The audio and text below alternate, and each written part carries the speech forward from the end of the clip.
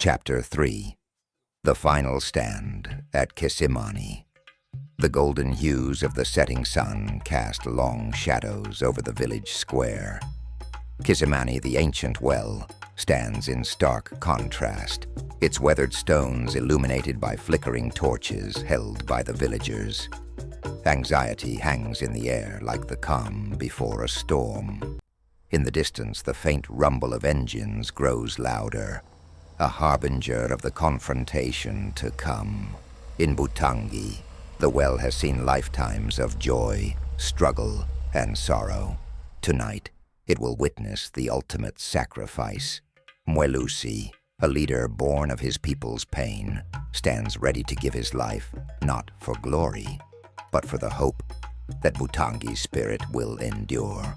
Children cling to their mothers' skirts, elders murmur prayers under their breath, and young men grip makeshift weapons tools of defiance against an unstoppable force. Mwelusi steps forward, standing on the raised platform near the well.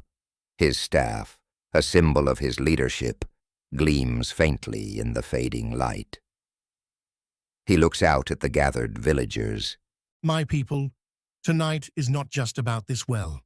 It is about our survival. Bokono comes with his soldiers to take what is ours, to silence our voices. But we are not just a village. We are Butangi, a people bound by more than land. Tonight, we do not bow. The villagers murmur in agreement, their fear tempered by Mwelusi's unwavering resolve. Amani steps forward, her face fierce and defiant. She clutches her cracked phone tightly, its screen glowing faintly. They will not silence us. We have told the world about their crimes. The truth is out there now. Bokono's lies cannot hide any longer. Let them come, we will not run. The camera shifts to Nyoka, his fingers tapping furiously on his phone as he streams the scene live. He looks up at Mwelusi, his expression a mix of admiration and dread. The rumble of engines grows louder. Trucks appear at the edge of the square, their headlights piercing the dusk like daggers. Soldiers in uniform jump down, their boots hitting the ground with heavy thuds. Finally, Bokono steps out of a sleek black vehicle, his movements slow and deliberate, his expression a mask of cold calculation. The villagers tense, their collective breath held. Bokono approaches Mwelusi, flanked by armed guards. His voice is low, his words laced with menace. You should have listened, Mwelusi. I warned you. Butangi belongs to me. This well, this land, these people, they are nothing without my mercy. Surrender now, and I may let you live. The villagers recoil, but Mwelusi steps forward, planting his staff firmly in the ground. His voice rings out, steady and unyielding. Kisimani does not belong to you, Bokono. It belongs to the mothers who draw water, the children who drink, the farmers who feed their fields. You can take my life, but you cannot take Butangi's spirit. Bokono's face darkens, his composure cracking. He gestures sharply, and his soldiers move forward, batons raised. Amani raises her phone, capturing every moment. The villagers begin chanting softly, their voices growing louder with each word.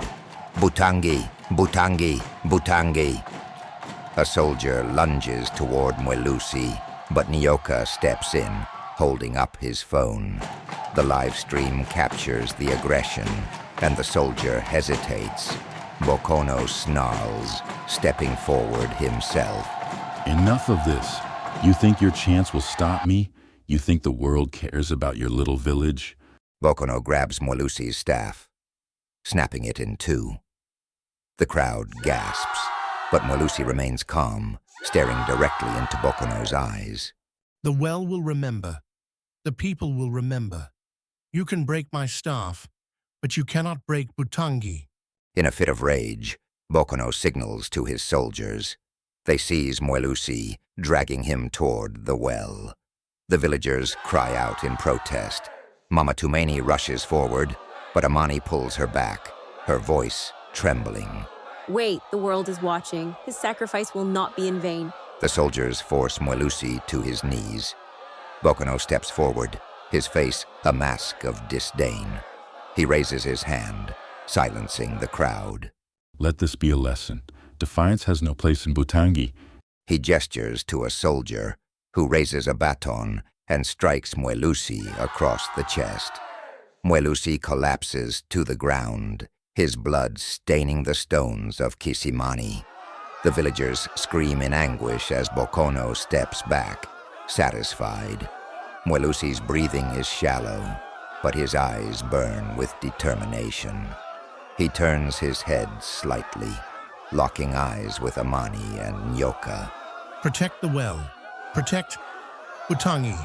Do not let my death be for nothing. His hand falls limp, his eyes closing for the final time. The villagers fall silent, their grief palpable.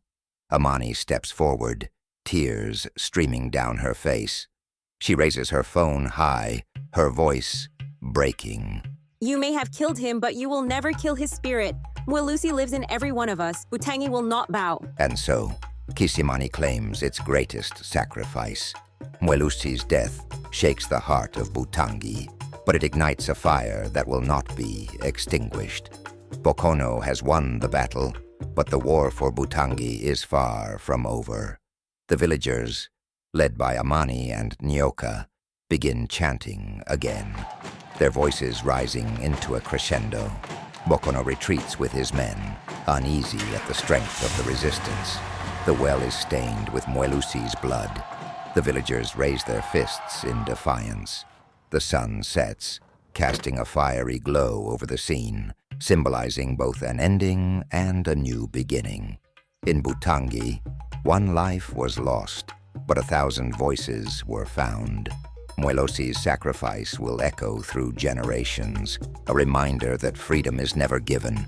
It is fought for, one drop at a time.